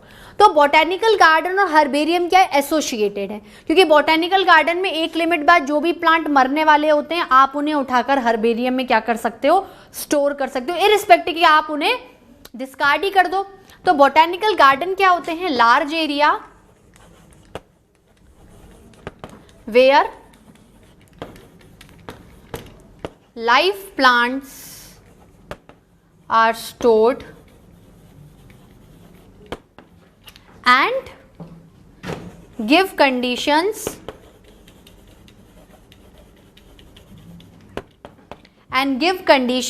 to survive। ठीक है, ये आपका बॉटेनिकल गार्डन हो गया। बॉटेनिकल गार्डन में क्या है, आपने वहां पर तो क्या है डेड प्लांट्स को शो ऑफ किया था, यहां पर आप क्या है लाइव प्लांट उगा रहे हो, दुनिया जहान की स्पीशीज को उगा सकते हो आप। ठीक है, अब देखो ये लिखा आप लोगों ने students, should I rub this portion students. अब क्या है स्टूडेंट्स, हर्बेरियम में तो आपने क्या है रूट स्टेम और लीफ को ज्यादातर किया, रूट स्टेम ऑफ लीफ को आपने हर्बेरियम शीट में लगा दिया। बॉटेनिकल गार्डन में आपने लाइव प्लांट्स को दिखा दिया जिंदा, जैसे आपके घरों में लगते हैं। लेकिन अगर आपको जैसे सीड्स होते हैं, अगर आपको सीड्स को रखना है, प्रिजर्व करना है, तो उन्हें आप हर्बेरियम शीट पे न चिपकाकर एक एनवेलप में डाल दोगे। उस एनवेलप को क्या बोलते हैं, fragment pocket. Seeds stored in envelopes called as fragment pocket।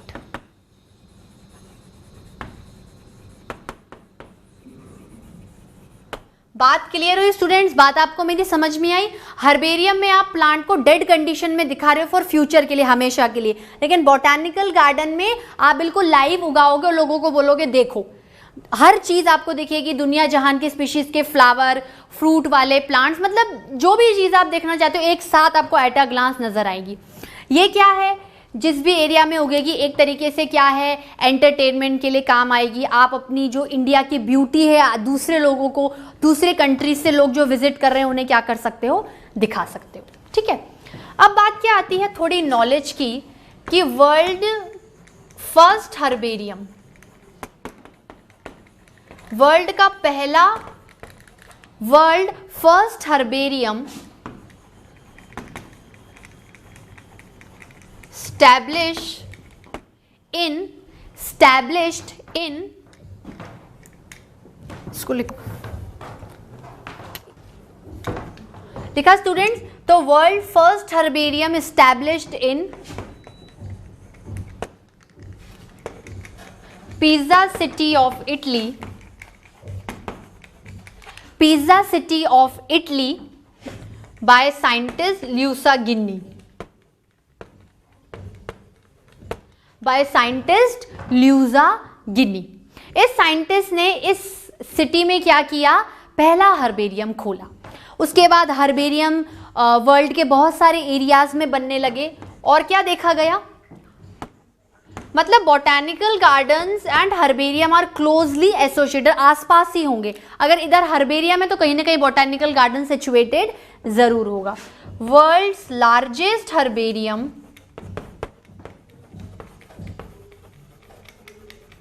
World largest herbarium is in Paris by the name of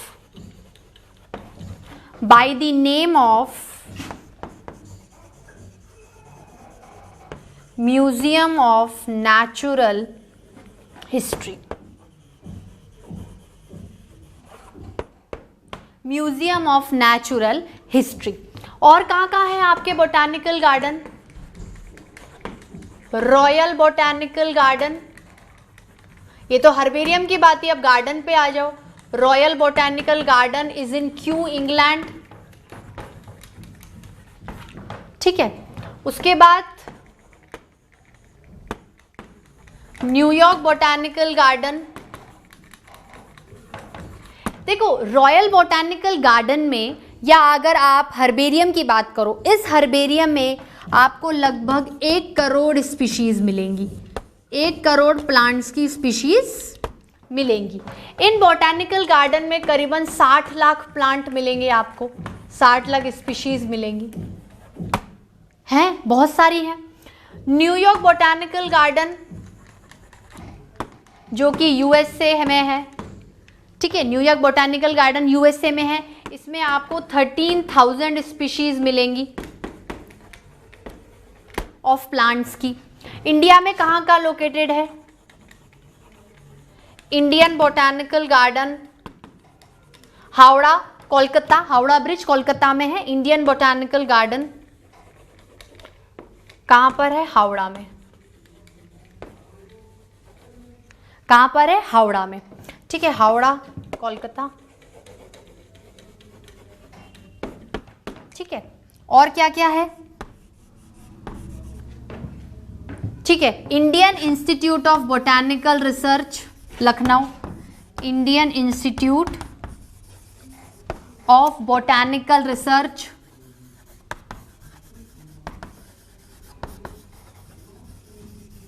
Indian institute of botanical research Lucknow में, ठीक है स्टूडेंट्स। तो ये तो क्या थी आपकी हर्बेरियम और बॉटैनिकल गार्डन्स की बात थी।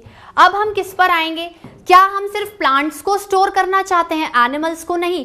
देखो यहां पर प्लांट को लाइव कंडीशन में भी किया है, डेड कंडीशन में भी किया है, उसी तरीके से एनिमल्स की बात भी करेंगे। इसको मिटा दूं। एनिमल्स के लिए हमारे पास जूलॉजिकल पार्क्स हैं, जू चिड़ियाघर जिसमें आप जाते हो, जूलॉजिकल पार्क्स।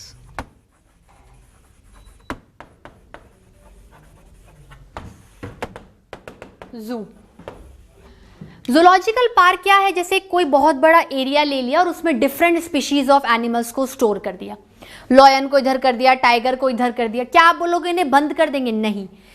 जूलॉजिकल पार्क्स एक तरीके से एंटरटेनमेंट है, एक तरीके से ब्यूटी को दिखाना है एनिमल्स की, कि इतनी डाइवर्सिटी ऑफ एनिमल्स हमारे इस एरिया में रहते हैं। इनको क्या करा जाता है? जैसे बॉटैनिकल गार्डन में प्लांट्स को उनका वो एनवायरनमेंट दिया जाता है जिसमें वो ग्रो करना चाहते हैं, उसी तरीके से जूलॉजिकल पार्क और जू चिड़ियाघर में एनिमल्स को उनकी लाइव कंडीशन में रखा जाता है, जिंदा रखा जाता है, उन्हें वही खाना दिया जाता है, वही एनवायरनमेंट दिया जाता है। जैसे एक जूलॉजिकल पार्क है, मुझे नाम याद नहीं आ रहा है, वहां पर मलेशिया से पेंगुइन्स लाई गई हैं। क्या आप सोच सकते हो कि penguins can survive in this India, hot climate वाला? पर पेंगुइन्स को क्या किया गया है, वो जैसे बर्फ में रहती हैं तो बर्फ की सिल्लियां दी गई हैं, वो इन्वायरमेंट प्रोवाइड किया गया है, वो खाना दिया जाता है, वो लव और केयर दी जाती है जो कि एनिमल्स को रिक्वायर्ड है, ठीक है। तो जूलॉजिकल पार्क में क्या है? Placing various species of animals, placing various species of animals in live condition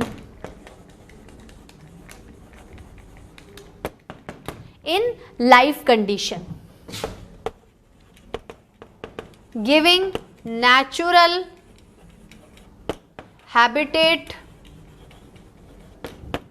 environment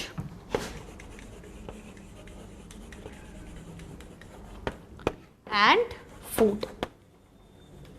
बिल्कुल वैसे रखा जाता है, उनके खान पान का, उनके नहाने धोने का, उनकी हाइजीन का, उनके सैनिटेशन का, उनकी टेकिंग केयर, वेटरनरी डॉक्टर से प्रॉपर कंसल्टेशन का, हर चीज का ध्यान रखा जाता है, ठीक है।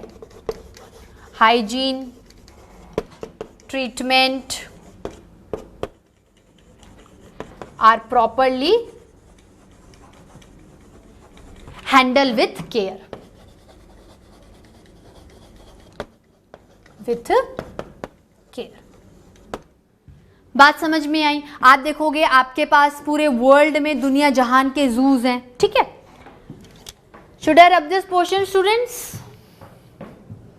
हटा दूं?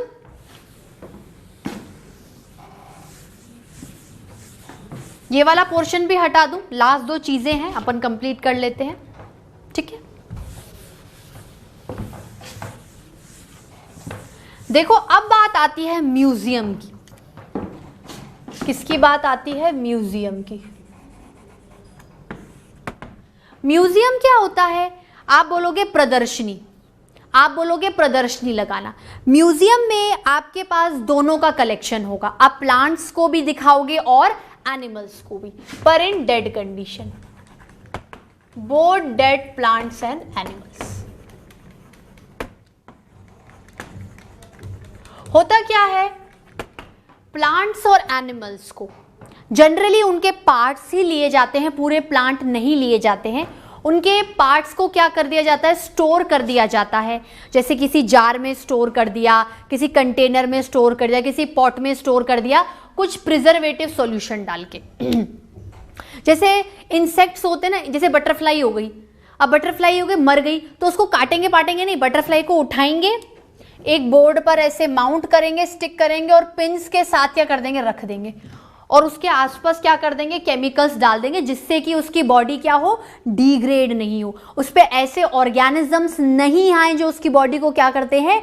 डिग्रेड कर देते हैं। क्या कर देते हैं? डिग्रेड कर देते हैं। ऐसा हम लोग नहीं करेंगे। तो म्यूजियम में क्या है? Both dead plants and animals are preserved, ठीक है।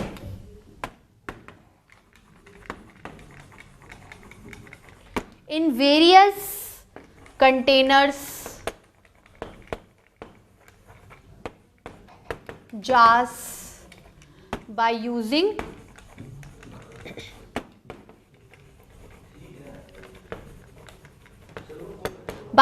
preservative solutions, ठीक है। In various container jar by using preservative solution. क्या है? जो इंसेक्ट्स होते हैं, इंसेक्ट्स को क्या होते हैं? Insects are generally preserved and mounted by pins, are generally mounted by pins. इन प्लांट्स और एनिमल्स को जनरली ड्राई स्पेसिमेन की तरह रखा जाता है। जैसे इनकी बॉडी को ड्राई कर देंगे, पूरा सुखा देंगे, उसके बाद इन्हें प्रिजर्वेटिव सॉल्यूशंस में डाल देंगे। तो म्यूजियम में क्या है? As a dry specimen of plant as well as animal, ठीक है। आपके वर्ल्ड में बहुत सारे म्यूजियम से आप जाइए, दुनिया भर के प्लांट्स और एनिमल्स को देखिए, कोई दिक्कत नहीं है। अब देखो लास्ट, ये तो सारी बातें हो गई, एक लास्ट टेक्सोनॉमिकल एड आता है जो कि बहुत ही इंपॉर्टेंट है स्टूडेंट्स, उसको बोलेंगे की बोलोगे मतलब चाबी, where is the lock, if there is a key where is it respective lock. Key का क्या मतलब होता है? की का मतलब होता है कि जब बहुत सारी चीजें आपके सामने हैं, बहुत सारे ऑर्गेनिजम्स आपके सामने हैं और आपको क्विक वे में, इजी वे में, ट्रिकी वे में उन्हें आइडेंटिफाई करना है, क्लासिफाई करना है, तो you are going to use one of the most important taxonomical aid, that is the key. Key क्या होती है? देखो आपके अगर टेक्सोनॉमी में बात करें तो की एक स्टेटमेंट है। की क्या है? एक स्टेटमेंट है। की एक स्टेटमेंट है और की के हर स्टेटमेंट को लीड कहा जाता है। की का मतलब होता है क्लू। जैसे एक होता है ना, आप चले अच्छा ये क्लू मिल गया, अब वहां जाना है, वहां से क्लू मिला, यहां जाना है, मतलब गेट नंबर 1 में हो, क्लू आया गो टू गेट नंबर 15 में क्लू आया गो टू गेट नंबर 32। तो आपको क्या करना पड़ेगा? अगर 15 के बाद आपको क्लू 32 पे मिला तो आपको इधर उधर घूमने की जरूरत नहीं, डायरेक्ट जंप फ्रॉम 15 टू 32। तो काम क्या हो जाएगा? आसान, शॉर्ट वे, ट्रिकी और बहुत इजी, और आपको दुनिया जहान की चीजों को याद करने की भी जरूरत नहीं है, आप डायरेक्ट उसी क्लू पर जाकर उसे हिट कर लोगे।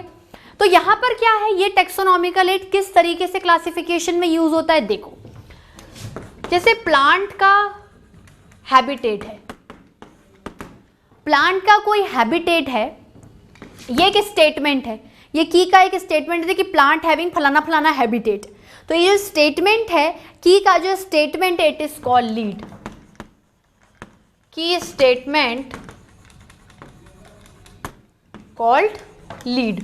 लीड मिल जाएगी आपको, यहां से क्या मिलेगी? आगे चलने का रास्ता समझ आएगा, लीड मिलेगी, ठीक हो। अगर हैबिटेट की बात करूं, मान लो किसी भी ऑर्गेनिज्म का हैबिटेट टेरेस्ट्रियल है और एक्वेटिक है, टेरेस्ट्रियल है या फिर एक्वेटिक है, ठीक है, तो मैं कह रही हूं ये हैबिटेट नंबर 1 है, ये की का स्टेटमेंट नंबर 1 है and each and every statement of की इज अ लीड। अब यहां से आपको आगे चलने पे लीड मिलेगी। आप बोलोगे अगर आपको टेरेस्ट्रियल एनिमल्स के बारे में पढ़ना है, अगर आपको टेरेस्ट्रियल एनिमल्स के बारे में पढ़ना है तो यहां पर लिखा है गो टू की 19, गो टू की नंबर 19। क्या लिखा है? गो टू की नंबर 19। ये नंबर 1 है स्टेटमेंट की का, जिसको आपने क्या बोला? लीड बोला। अब देखो इसके आगे क्या लिखा है? की, मतलब ये जो आपकी पहली की है, ये जो स्टेटमेंट है हैबिटेट से रिलेटेड, इसके पास क्या है? 2 स्टेटमेंट है। 2 टाइप्स ऑफ कंट्रास्टिंग कैरेक्टर्स हैं, बिल्कुल अलग। या तो हैबिटेट जमीन पे टेरेस्ट्रियल होगा या फिर पानी में होगा, ठीक है। तो की के अंदर जब आपको पेयर ऑफ कंट्रास्टिंग कैरेक्टर्स मिलते हैं, जब एक की के अंदर आपको 2 कंट्रास्टिंग कैरेक्टर्स मिलते हैं, तो आप उस की को इंडेंटेड की बोलते हो, सॉरी उस की को आप ब्रैकेटेड की बोलते हो। क्या बोलते हो? ब्रैकेटेड की। जैसे ये कोई की है, ये कोई स्टेटमेंट है, आपने बोला ये स्टेटमेंट लीड करेगा, इस स्टेटमेंट से आपको आगे जाने में मदद मिलेगी, ठीक है। ऐसी की जिसमें अपने अंदर पेयर ऑफ कंट्रास्टिंग कैरेक्टर्स होंगे, having pair of contrasting characters, having pair of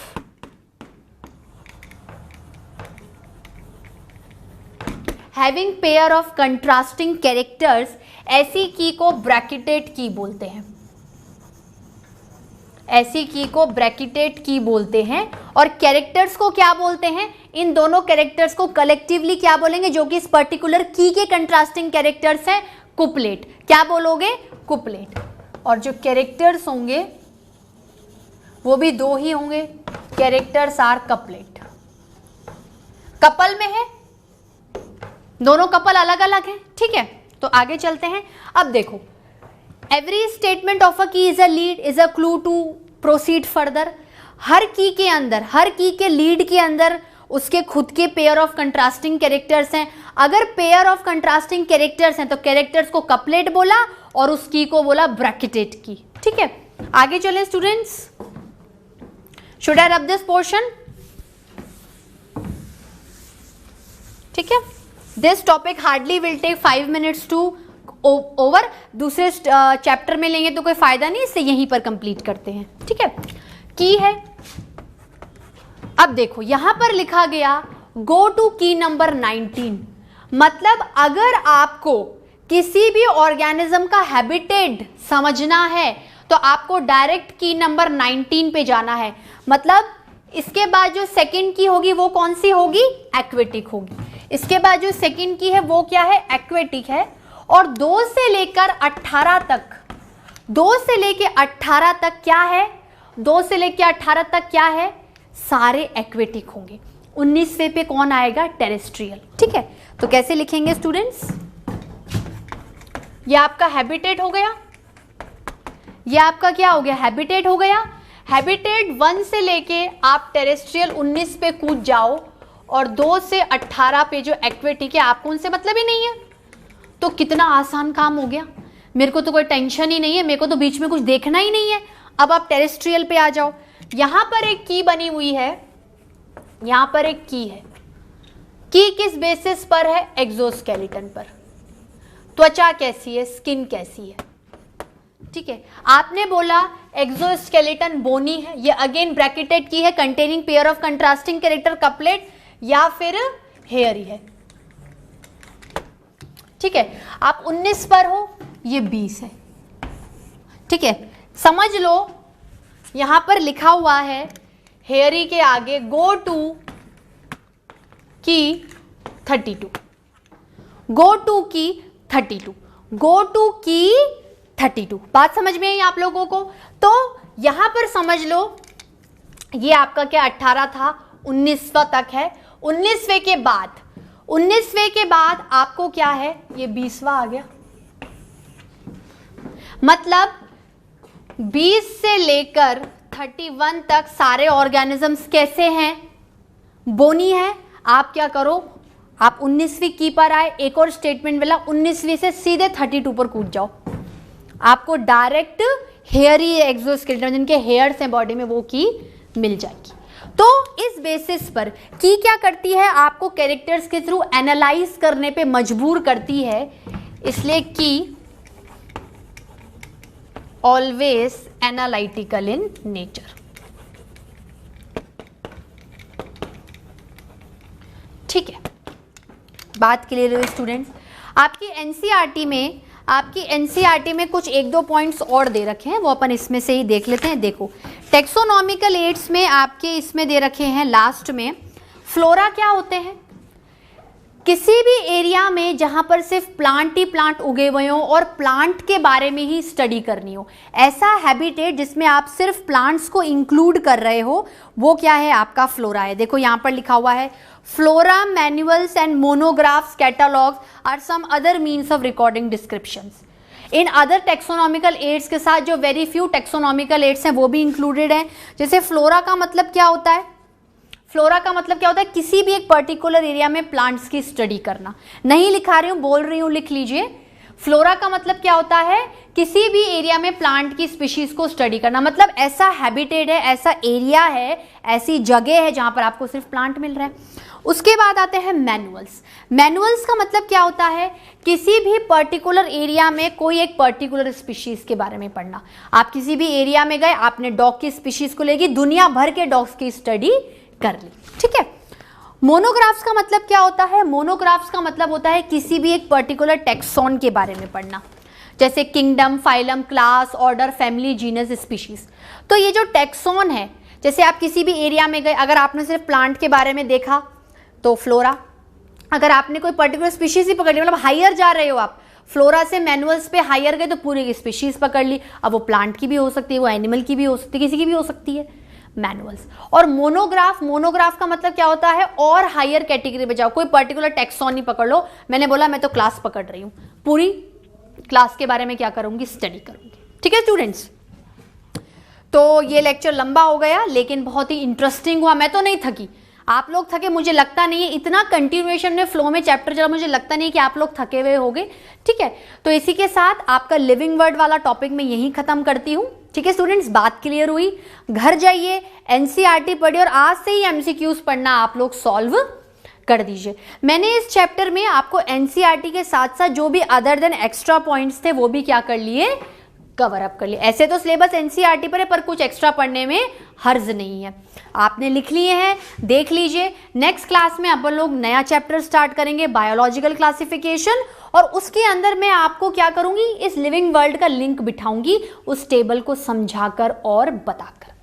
तो वो खत्म होगा और वो बायोलॉजिकल क्लासिफिकेशन का ही पार्ट मान लो, उसे कोई अलग से मत मानो कि 10 मिनट का लेक्चर तो मैंने लिविंग वर्ल्ड दिया, उसके बाद पूरा 1 घंटा बायोलॉजिकल क्लासिफिकेशन पढ़ाया। मैं हेडिंग में बायोलॉजिकल क्लासिफिकेशन ही लिखूंगी, लेकिन लिंक्ड अप करने के लिए मैं आपको नेक्स्ट क्लास में टेबल बताऊंगी, उसकी ट्रिक्स बताऊंगी और नया चैप्टर हम लोग स्टार्ट करेंगे। ठीक है स्टूडेंट्स, आज के लिए इतना ही, अगली बार मिलते हैं। Thank you so much, have a very nice day.